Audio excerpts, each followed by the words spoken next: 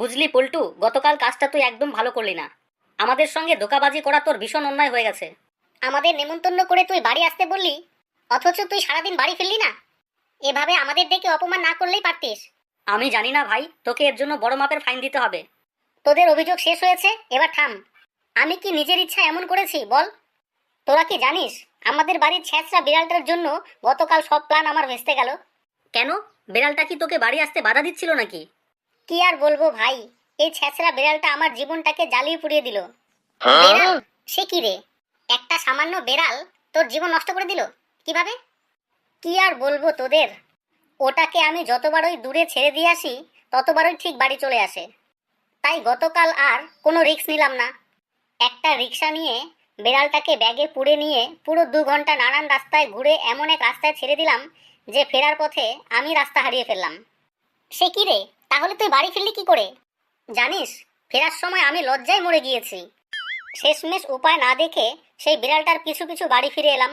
हे हरि राम कृष्ण जगन्नाथ प्रेमानंद, ये क्या हुआ? আরে মশাই, মিথ্যা কথা বলে ব্যবসা করতে আপনার গায়ে লাগে না তাই না? টাকা ইনকাম করতে কষ্ট লাগে না? টাকা কি বলদের পাছা দিয়ে আসে? আরে তুমি শুধু শুধু এত উত্তেজিত হয়েছো কেন? তোমার ব্যাপারটা কি সেটা আগে বলো তো। কি আর হবে, আপনি ওই যে আমায় চিরুনিটা দিলেন, বললেন যে হাতির দাঁতের তৈরি। বাড়িতে গিয়ে দেখলাম হাতির দাঁতের না ছাই, এ যে একেবারে নকল চিরুনি। ও, এই ছোট একটা ব্যাপার, তার জন্য এত হম্বিতম্বি কেন? আচ্ছা, আমার অপরাধটা কোথায় বলো তো? আমি তো হাতির দাঁতের তৈরি চিরুনিটাই তোমায় দিয়েছিলাম, কিন্তু হাতির সেই দাঁতটা যে বাঁধানো ছিল সেটা তো আমার জানা ছিল না। বলি, শীতকালে কখন ঘুম থেকে ওঠা হয়? কি বলবো ডাক্তার বাবু, দরজার ফুটো দিয়ে সূর্যের আলো ঘরে ঢোকার সঙ্গে সঙ্গে আমার ঘুম ভেঙে যায় আর আমি তখনই ঘুম থেকে উঠে পড়ি। বাহ, দারুণ। ভোরে ওঠা স্বাস্থ্যের জন্য খুব ভালো। না না ডাক্তার বাবু, আমার শোবার ঘর যে পশ্চিম মুখ। বাহ দিদি, বাহ, চমৎকার আপনার লাইব্রেরি। ছোট্ট হলেও লাইব্রেরিটি বেশ নামি দামি বইপত্রে ভরা।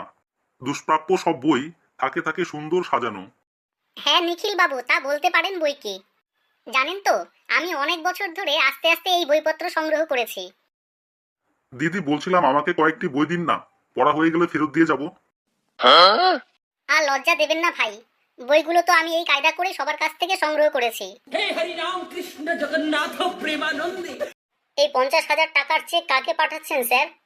এটা দানা ঝড়ে ক্ষতিগ্রস্ত এবং পীড়িত মানুষদের জন্য দিলাম, বুঝলে পাচু? কিন্তু স্যার, আপনি চেকের নিচে এবং উল্টো দিকে সই করেন নিজে। আরে বোঝো না কেন, আমার অত প্রচারের দরকার নেই, তাই জন্য নামটা গোপন রাখতে চাই, বুঝলে? কি রে হাদা, তোর বই লেখার কাজটা কত দূরে গেলো? আর বলিস না ভাই, বন্ধু বান্ধবের ভিড়ে এই বই লেখার কাজটা করতেই পারছি না। সকাল নেই সন্ধে নেই, কেউ না কেউ আসছেই, কি করা যায় বলতো? শোন হাদা, বন্ধু বান্ধব তাড়ানোর খুব সহজ একটা উপায় আছে।